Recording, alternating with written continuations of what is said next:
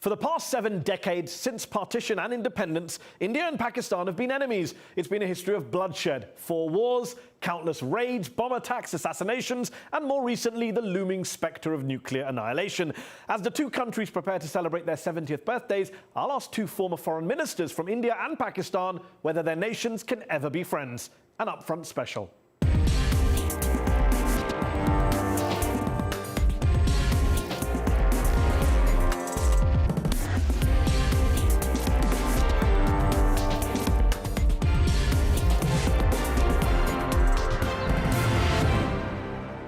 HINA, RABBANI, KHAR and Shashi Tharoor, thanks for joining me on this upfront special, marking 70 years since the independence of India and Pakistan.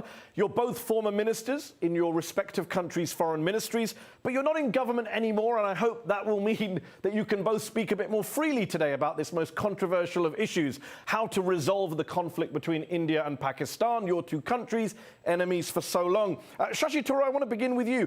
Given everything that's happened since independence in 1947, the wars, the attacks, the mistrust, the animosity, given all that, do you think Pakistan and India can ever be friends?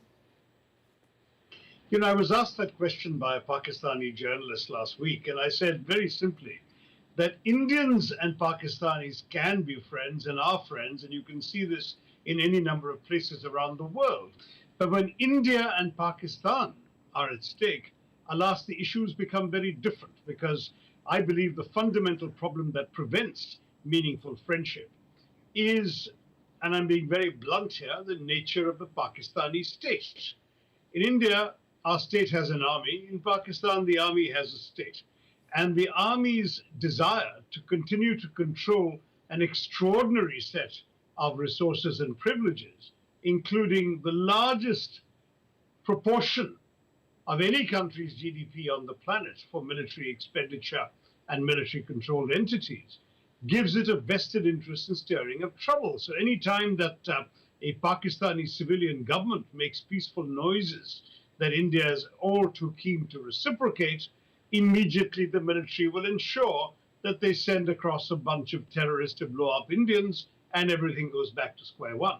So you sound pessimistic, Shashi. Is it fair to say you're a pessimist then? As long as the military dominates Pakistan, draws the red lines for the civilians, and interferes in the conduct of relations with India, I am a pessimist. Yes. Okay, HINA, or a realist. Okay, let's ask HINA, RABBANI, KHAR. HINA, RABBANI, KHAR, optimist or pessimist about the future of relations between India and Pakistan 70 years after independence? You see, if you look at the history of India and Pakistan, and if you look at the basket of problems that we inherited from the British, the capital that I'm at least speaking from right now, we have, as 2 countries and 2 people, only added to the basket of problems that we inherited. We did not take out any issues, we only added to it. And one, for instance, Siachen, a major issue, I would argue, India added to the basket. Many others, Pakistan might have added to the basket. And Kashmir remains unresolved. So despite that, why do I say I'm an indefatigable optimist on this? Because there are bigger problems in the world which have been solved through negotiations, through dialogue. And I do want to comment, because you see, it is very interesting and it is very good and it is very fine for you as a host that both Mr. Tharoor and I have actually served in these positions. So we can call, you can talk conjecture and what it seems, and then we can also talk reality. And I would like to talk reality over here. And talking reality, I can sort of tell you that during our tenure, during the tenure of the Pakistan People's Party government, where we normalized the visa regime, improved it substantially, where we normalized trade relations with India after almost like 40 years, we were very keen to actualize the dream of their Prime Minister, Manmohan Singh, to convert Siachen into a mountain of peace. And guess what? We were told back that their military was not going to budge on it, and they have now understood. So whereas in Pakistan, the military historically had a role, and now the democratic dispensation is eagerly taking its space back, I fear that in India, the direction is quite the opposite. Okay. Shashi, how much do you think the conflict between your 2 countries is to do with religious animosity between Hindus and Muslims? Because a lot of people around the world look at India, Pakistan and say it's a war between Hindus and Muslims. What's your response to that view? What about all the Muslims on the Indian side in that case? You know, we had very recently as many Muslims as in Pakistan. I gather their population has been growing a bit faster than ours. So perhaps they're ahead now. But the fact is that if that was so, India would not be a country with the kind of diversity it celebrates. When some Pakistani generals in 1971 foolishly spoke of a jihad against a Hindu unbeliever, they were fighting a country whose army was commanded by a Parsi, whose air force on the northern sector was commanded by a Muslim, whose eastern command that marched into East Pakistan was commanded by a Sikh, and the general who was helicoptered in to negotiate the surrender of the Pakistani forces was Jewish. That's India. It's not a country of one religion or of one kind of people. It's been always a country for everybody. And that's something that I think is worth fighting for, and many of us in India are determined that we shan't lose that. Okay, Hina, you were Pakistan's foreign minister from 2011 to 2013. You're currently a member of your country's largest opposition party. But can I just ask you this? Is it all about Kashmir, or is there something else, some other major unresolved issue or aspect to this 70-year-old conflict that's preventing the thaw in the frosty relations between India and Pakistan, in your view? No, I think Kashmir is clearly the elephant in the room. I mean, there's no denying the fact that Kashmir has continued to be the reason why these two countries has always had an adversarial view of each other. And you have seen that in the last few years, actually the last 2 years, the last few months, whatever has happened in Kashmir is not something of Pakistan's making or doing. And it is the Indian state's, lack of any humanity in dealing with those set of people. So I completely disagree with this pluralism that Mr. Tharoor is talking about, which is, as I said, that pluralism is now nowhere to be seen. And if you look at the treatment of Kashmiris, now can Mr. Tharoor seriously sit here and tell me that him being a Hindu and a member of parliament will be pelleted by the Indian army? You see, when a state starts treating a certain set of people differently, and I'm accepting the fact that in Pakistan we've had extremist mindset. What I'm saying is that we are moving away from it. So I am generally very optimistic about where this country is going, because I think we've seen the worst as far as Pakistan is concerned, and he's absolutely right on some parts of what his argument is. The military has no business ruling the state of Pakistan, and the military in Pakistan was ruling the state of Pakistan for almost half our previous history. But in the last 3 terms, the third term or the second term ending soon, the democratic dispensation has taken its space back. And as a former foreign minister, you're not seriously saying the military doesn't still control Kashmir policy, doesn't still control various armed groups who are carrying out violence on both sides of the border? Surely you're not saying that. I am saying, I'm surely saying that as far as the military's role in the Kashmir policy is concerned, there's certainly stakeholders because it's a conflict.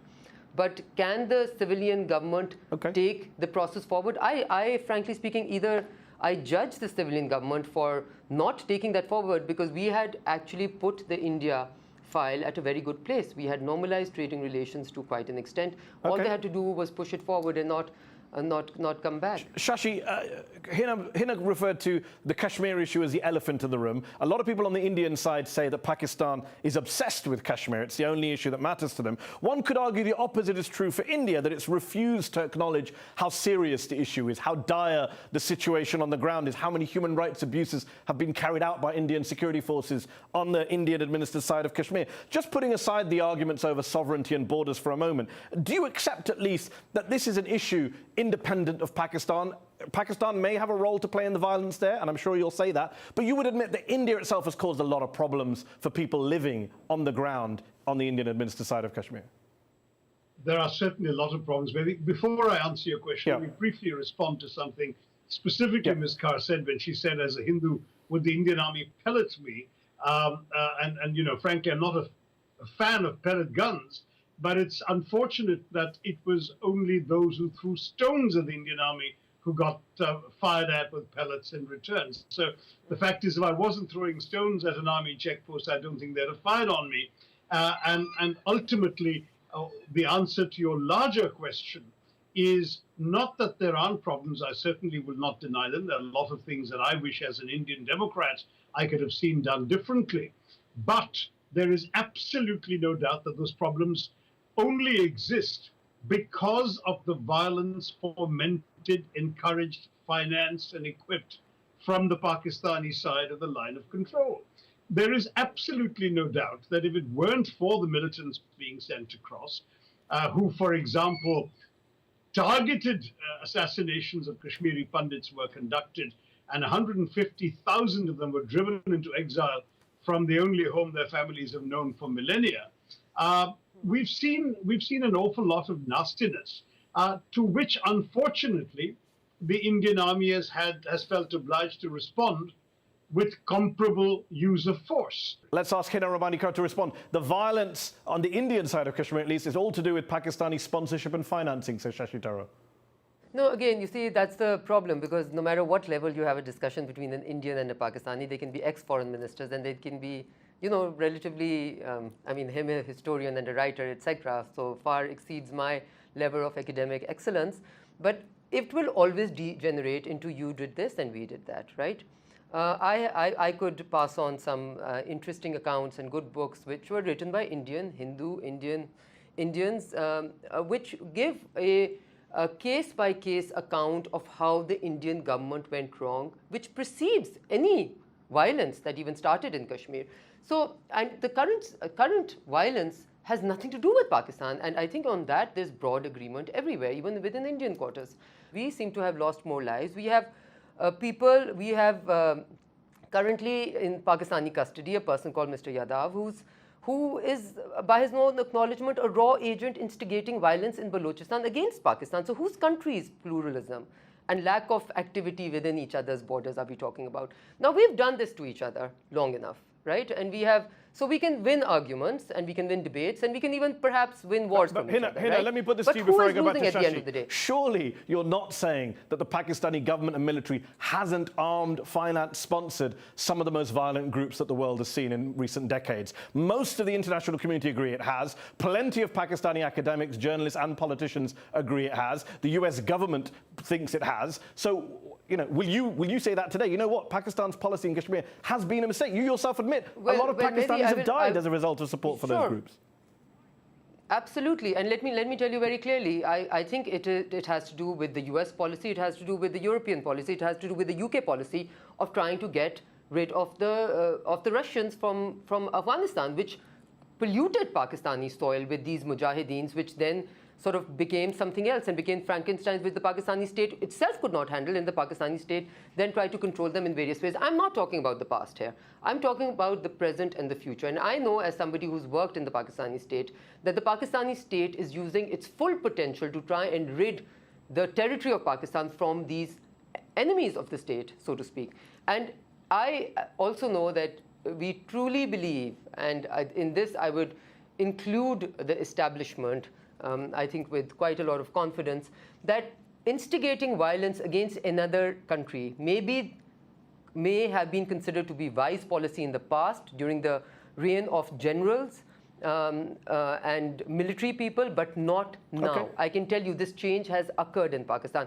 This change will, however, manifest itself a bit later. Just sticking with Kashmir, Shashi Tharoor, let me just read to you what Amnesty International said in its 2017 country report in India. More than 80 people, mostly protesters, were killed in clashes, hundreds blinded by security forces' use of pellet-firing shotguns. Security forces used arbitrary or excessive force against demonstrators. The state government imposed a curfew for over 2 months. Newspapers were shut down for 3 days. Hundreds of people, including children, were put in administrative detention. Pakistan didn't make India do any of that, did it?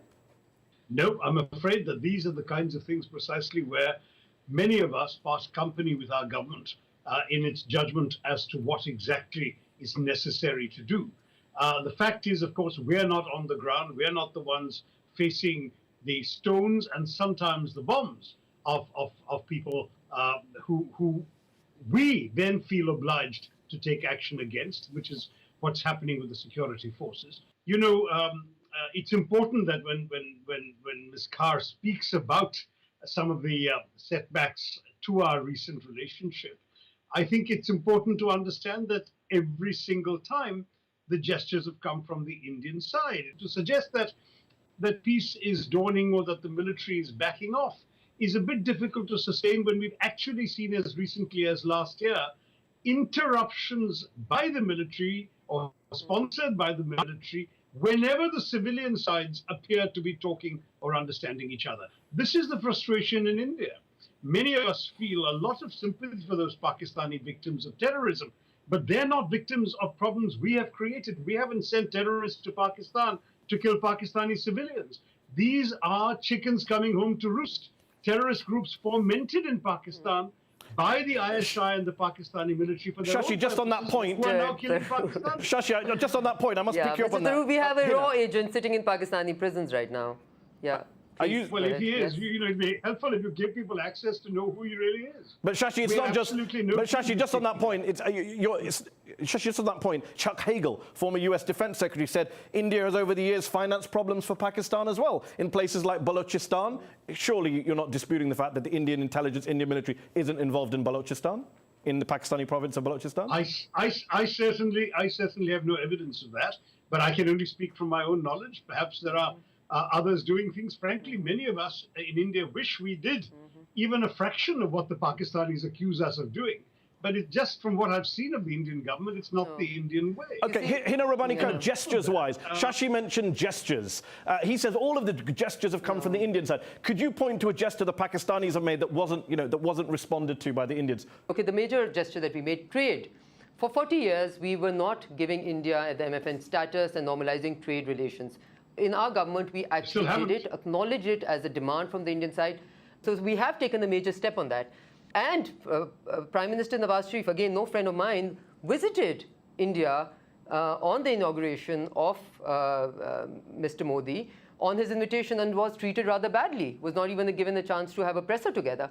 So, you know, it's, again, we always look at each other from our perspective. I think it is really important that we start being people of the subcontinent and start looking at this as a picture which is not you versus me, or he did this to us and we did not. I think both of us, allow me to just say this, both of us, both these countries have done a reasonably good job in fomenting crazy behavior or bad things into each other's countries. We've done a reasonably good job, I acknowledge it. For Mr. Tharoor to sit there and blame it all on Pakistan, I think with ample evidence, and he may not have seen the evidence, I have physically, as a former foreign minister, seen evidence of India's engagement in Pakistan, obviously not good engagement, through Afghanistan. I have seen physical proofs of that, right? So let's stop denying that we have not been trying to harm each other. Let's accept the fact that we've been trying to harm each other to each other's detriment. Okay, well, let me ask Shashi Tharoor this. Is there any future for solving, forget the India-Pakistan conflict, just a specific situation in Kashmir, which is a terrible situation, when India, Pakistan, and the people in Kashmir all seem to be on different pages? India says the status quo, Pakistan says we want a referendum, which India won't allow. The Kashmiris say, some polls suggest Kashmiris don't want to be part of either country. So what hope is there for resolving the situation on the ground there? Well, at the moment, clearly, things are not in a very good place. But I think if the violence can stop and people on every side can just put away the weapons, then only can you talk meaningfully of a long-term peaceful solution that respects the rights of all stakeholders. I'm very, very interested in seeing peaceful relations on the subcontinent. I have deplored the fact that we are the least integrated sub-region in any region in the world in terms of our trade relationships, our human connectivity. It's absurd that India and Pakistan, after millennia of having been together, now have barely $2.5 billion in trade between each other. There's so much we can do. Yet, sadly, Pakistan played a largely obstructive role in South Asian. Do you believe, Shashi, that economics, that trade, investment is a way to build the bridge that hasn't been built over 70 years? Is that enough? Look, I am known in the Indian political context as an advocate of better people-to-people relations, closer relationships across trade, sport, culture, business, and so on with Pakistan. The problem is people like me will never get our way as long as the people making the decisions feel that this is being proposed at a time when Pakistan has malign intentions in sending militant and terrorist groups across the border to do us harm. Shashi, isn't the problem that you said a moment ago we need to stop the violence on all sides? Wouldn't it be more credible if you argued against Indian excess violence and KHINA argued against Pakistani military and ISI excess violence? Wouldn't that give you more credibility if you were both arguing on your own sides against the violence on your own sides? No, but if the violence, unfortunately, is provoked by terrorism, I have to stand behind my security forces. I can't. Even when they're raping, women, even when they're sexually assaulting women. No, countless studies show that that's what's going on. We don't. No. I think whatever accusations have been made have been investigated. There have been some court martials, but in a number of cases, what has been blamed on quote-unquote Indian security forces in the larger sense involved actually Kashmiri policemen. And so Human Rights Watch and Amnesty and all of those groups are making it up. But, no, I'm not saying that. We're talking about incidents that have happened at various bad places of the conflict. All I'm saying is we are committed to human rights in India, and I genuinely believe that there will be Indian voices raised in favor of human rights. While I agree with you that violations have occurred and may well continue to occur as long as violence persists and the army is on a sort of hair-trigger edge and the security forces are on a hair-trigger edge, and that's not just the army, it's also the armed police, the Central Reserve Police and the local Kashmiri police, all of whom have been implicated in these incidents. Okay, and Hina, wouldn't it give you more credibility and Pakistani politicians more credibility in the eyes of the Indians if you were all to come out and say, you know what, our policy in Kashmir of supporting these groups has been an absolute disaster. It hasn't helped people on the ground on either sides of the line of control, and it's given us a reputation as a terrorist sponsoring state. Mehdi, I'm very glad that you brought this point, because this is the theme of what I'm about to, what I've been trying to say, that in Pakistan that has already happened. What you're saying is, if you're saying that will give me more credibility, well, that is something I've already said. That's the stated policy, that's the functional policy. That is something which has already been talked about behind closed doors and deciphered upon, and the current policy does not reflect the poor previous policies of the dictators. And if India continues on the trajectory that it is on today, with the human rights abuses of no proportion, of unlimited proportion in Kashmir, and just a general, Muslim killing of Muslims on eating meat type of episodes which have been occurring over there, then tomorrow, okay, 2 years from today or 3 years from today, Mr. Tharoor may have much less to say and I have much more to say. We're running out of time. So I'm looking at the trajectories of the two countries going different ways. So we are running out of time. Let me put that point to Shashi Tharoor. A lot of Pakistanis look at what's happening in India today under Prime Minister Modi, a Prime Minister you oppose, is not in your party, but the beef lynchings, the attacks on Christian minorities, and they say this is precisely why partition had to happen. This is why we needed a separate state. Yeah. On the contrary, many Indian liberals say that the only reason forces like this have been able to rise in India is because of partition and the way Pakistan has behaved. That is justified, as it were, their conduct. No, I want to say, as an opposition member of parliament, obviously I've spoken up against the very things you're mentioning. We have raised our voices and continue to do so against the absurd behavior of these Gaurakshaks who have participated in atrocities against Muslims and Dalits. We have spoken up very strongly in favor of the pluralistic India that I believe is still the majority India, the way in which Indians live and have always lived. Yes, we are a status quoist power. We have no particular desire to see any particular change in the subcontinent anymore. We are devoted to the well-being, prosperity, growth, and security of our own people. Shashi, one last question to you before we finish. On that note, if Mahatma Gandhi, if Jawaharlal Nehru, the first Prime Minister of India, if they were around today to look at the current Indian political scene, the communal violence, the intolerance, the question marks over their secular legacy, what do you think they'd make of the current Indian political scene?